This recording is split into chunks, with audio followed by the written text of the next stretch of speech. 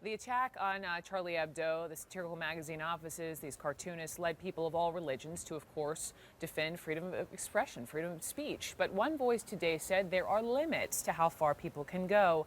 And that message came from this man here, the Pope. This is what he said. One cannot provoke, one cannot insult other people's faith, one cannot make fun of faith. Joining me now to talk about this, Calvin Butts, pastor for the Abyssinian Baptist Church here in New York. And the Pope went on to say there is a limit. Every religion has its dignity in freedom of expression. There are limits. Reverend, as a man of faith, do you agree with the Pope? Of course I agree with the Pope. This man is spot on. He knows that you can only push the envelope so far before you're going to get a visceral reaction. And much of what we're seeing today is that. I don't think the laws should be changed. I think people ought to be able to express themselves the way they wish. But you've got to realize that when there are so many people in the world, like Catholics don't like to be insulted. Baptists don't like to be insulted. Who likes to be insulted? There you go. So I think the Pope is a man who is truly seeking peace. And he's trying to say, look, take it easy here. You have freedom of expression, but a lot of people are getting hurt behind this.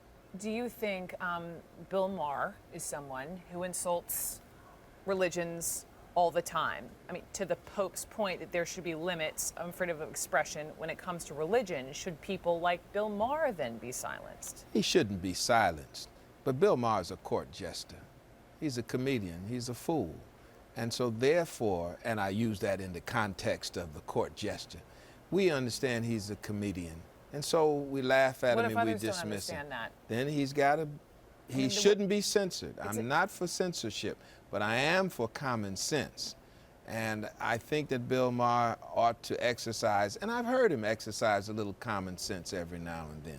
I mean, Jewish people, any more than Muslim people, any more than Christian people, we can take a little humor, we can take a little ribbing, take some very bitter sarcasm, but we have to understand that there are limits. And the Pope is seeking peace. He's trying to calm this thing down so that reasonable people can talk about solutions. But those cartoonists at Charlie Hebdo would say this is satire. They could say it's satire, but even satire has a limit. And most people realize that limit. In this country, I would tell you that if you started making fun of people on a consistent basis after folks said stop, of those who are disabled, those who are gay, those who are black, those who are Jewish, at some point somebody would say enough is enough.